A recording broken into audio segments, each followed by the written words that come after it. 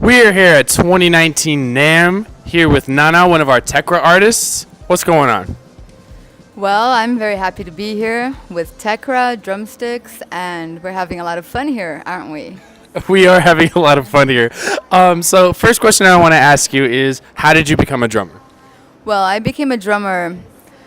My dad, he's a percussionist. He plays Brazilian percussion instruments, and so since I was a small girl, he taught me how to play pandeiro and tambourine, Brazilian tambourine, and well, all sorts of percussion instruments.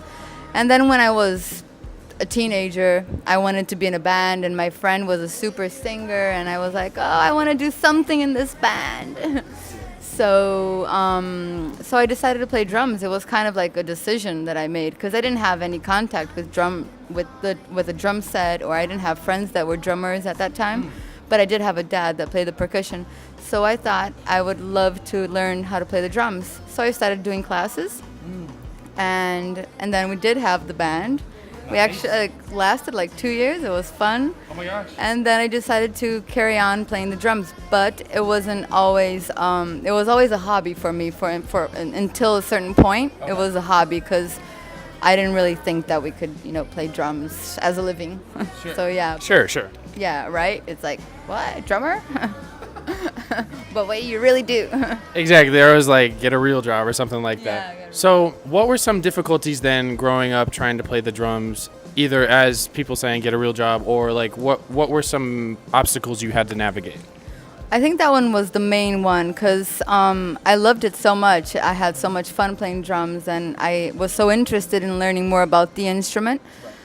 But I didn't have anybody saying to me, oh, well, you have to study harder, and you can do this and you can do that, and people gig and people make a living out of drums. So I didn't have that. I never had a reference. So, and my dad, he only plays percussion with friends, like having a beer.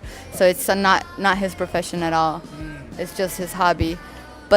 But so I had a hard time. I think I just took too long to realize that I could actually make a living out of it, and I wish I could have started that I could have realized that earlier, right, to actually take it so serious, But I think that was the most difficult part, because when I realized that I could actually play drums, then I said that's what I'm going to do, and I went to study in London, and I came back to Brazil, and I was like, yeah, this is what I do. So that's when it all started.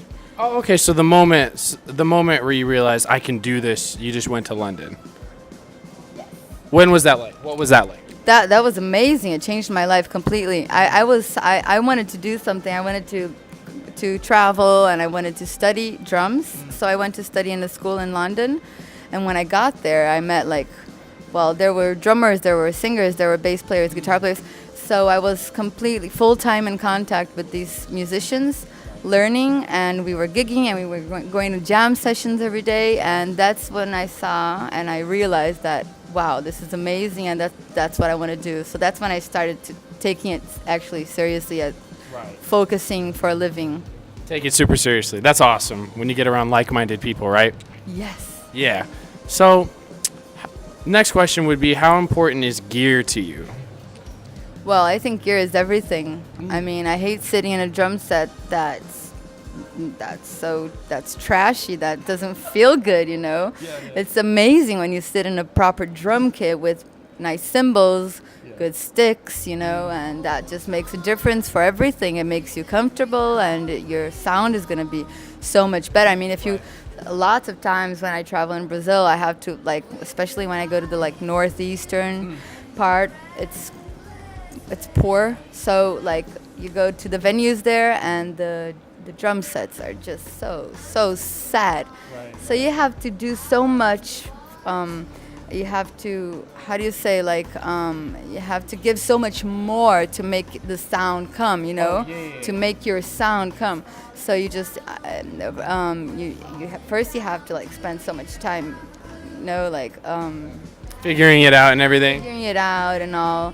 And then on the actual play, you have to okay, now I have to make my sound come, you know. So it's just harder. It's not comfortable. So gear is completely important.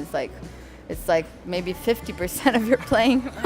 Oh yeah, totally. So the big question is, when did you get involved with Tekra? Wow, Tekra was such a blessing in my life. I came last year to NAMM, to the NAMM show, and I have a couple of friends here. Ariane Sanches and Ana Karina Sebastião, which is a bass player. Ariane, she's a cultural producer from Brazil, manager, and they met. Actually, Ana Karina, the bass player, she met Alex in the Chinese Expo Music. I don't know exactly the name in Shanghai. Yeah. And so she introduced me to Alex last year, and we spoke, and I saw the sticks, and I played a little bit in the pads, and I really enjoyed them. And he said, well, take one home and see how you feel playing your music and your drum set, and we'll talk. And I was completely in love because they are amazing, amazing sticks. And I confess that I was like, man, not wood sticks? That's kind of weird, you know? Yeah. But they are amazing. They feel so good because I've played before with carbon sticks. I don't even remember the brand, but it did not feel good, you know? I thought it was heavy. I didn't feel well with them, you know? Sure. But these sticks are actually amazing. They have a beautiful sound on the, how do you call it? I never know that name. The cross stick? The cross stick, yeah. Cross stick. I love the sound on the cross stick, on the cymbals, on the head. So I'm very, very, very happy with them, yeah. Oh, heck yeah. So that's awesome. What a sick story, right? Yes, 6-star. So the last question for you would be, what is the next big thing for Nana? Well, I'm preparing some singles that I want to release with videos. Actually, I just released 2 of them. Songs of mine. I produce as well, so I produce some songs and I play hybrid drumming. So I study a way of playing the actual harmonies and melodies through triggers. Yeah. So that's my thing now, and I want to release these next videos of I already have the songs. I'm finishing the production, and I want to kind of just release single by single. That's what I'm doing with my own work. But I also play with artists in Brazil. I play as a side woman for a few artists there. Right.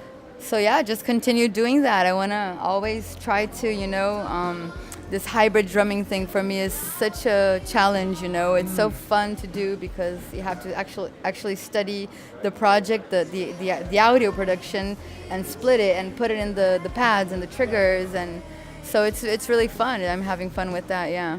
So definitely check those videos out when they come out, and check out what she has out right now, and catch her on tour with any of those artists. Thank you so much for hanging out with me. Thank you guys for watching. This is NAMM 2019 with Tekra. We'll see you guys soon. It's gone, it's falling down.